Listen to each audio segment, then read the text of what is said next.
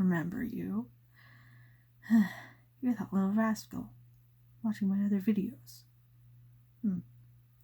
Well, I guess you can hang out and just watch me knit. Because right now we're knitting the section between the toe and the heel of the sock, which is just a lot of row counting. See, we're only at 1. I wish I had some sort of wisdom. Just here, I guess. Right now we're knitting over the other side, which it looks a little funny seeing these. But it's fine. It's all secure. It's not gonna pop off because it was already knitted. Yay. And it's going to look perfectly fine when you tighten up the sock. Well, I mean, in the finishing stages.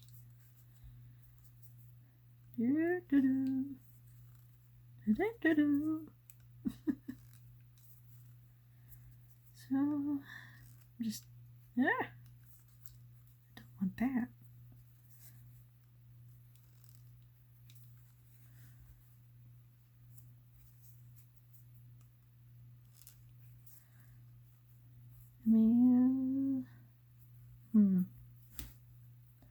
Let's see. You can tell I'm not like wrapping the peg, this is an E wrap. It's like you're making an E. What I'm doing is a U wrap, which does not twist the loops. But with E wraps, you can use yarn guides, which is basically a pen that doesn't have the internals in it, which is really cheap to do. Look at that, row 2.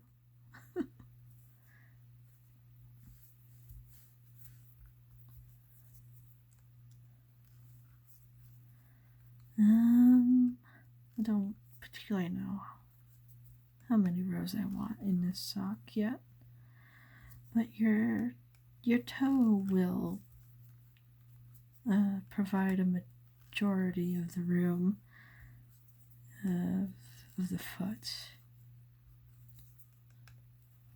Well, kind of like what all socks do. Oh dear. Sometimes you just fumble it like that, but it's fine. It's totally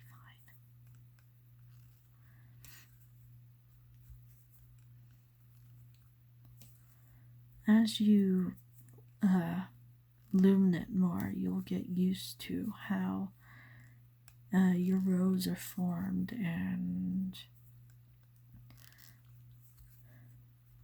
when you do eventually like pop off a stitch, you will get used to recovering them.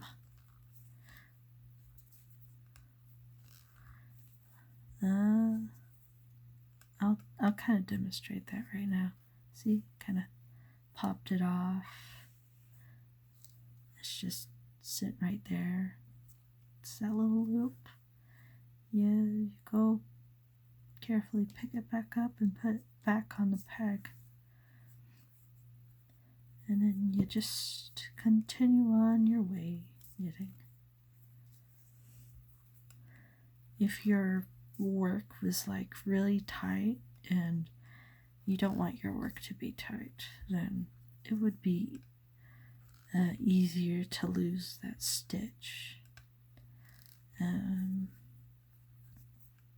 Well, I mean, like, harder to recover it in a way.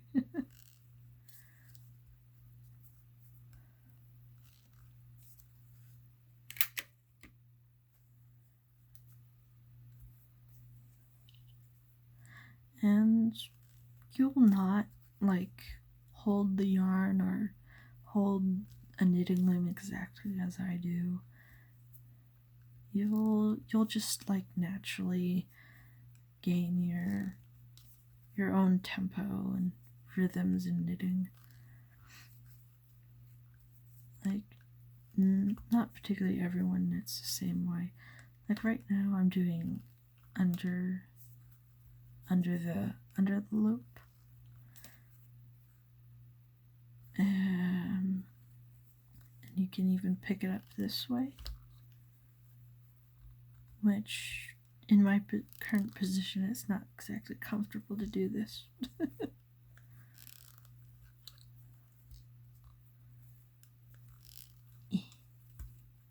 But yeah, there's plenty of different ways to knit.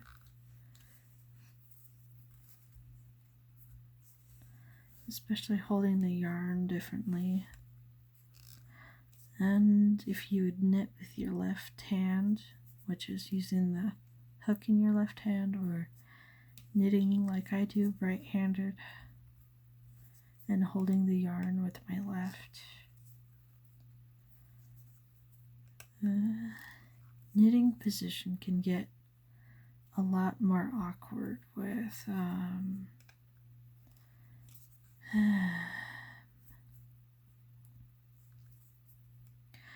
a purling, which to purl you would bring that forward and then the hook loop from the top and then bring it through like that. But I'm not purling. And you would pop it off and so on. Also, I think I've forgotten my rose.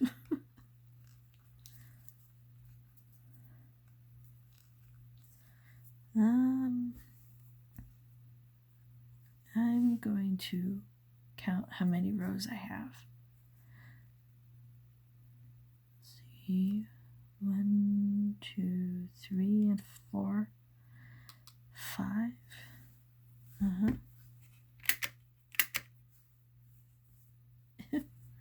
I got carried away. So, that's about 5 rows.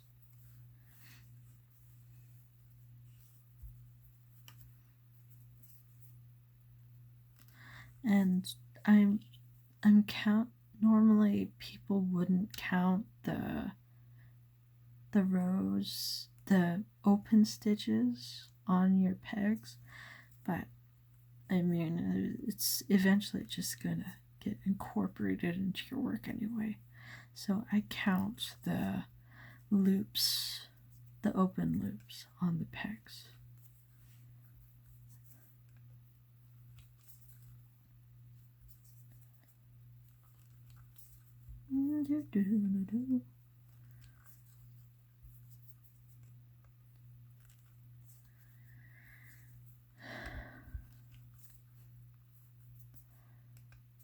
And let's see, on screen I've had like all of the tools that I kind of want to use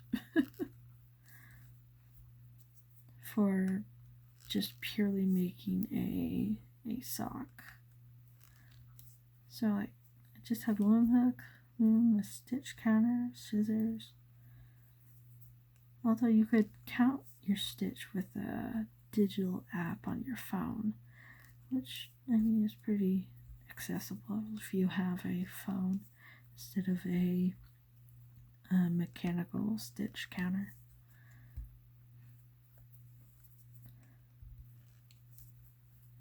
So, I mean, there's tons of ways to count stitches and rows. You just have to find the methods that work for you in knitting. Let's see. I've now reached 6.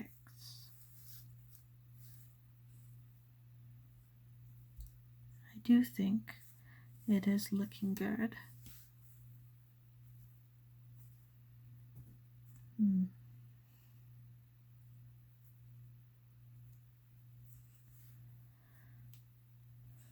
Well, I'll do the heel in another video. Bye.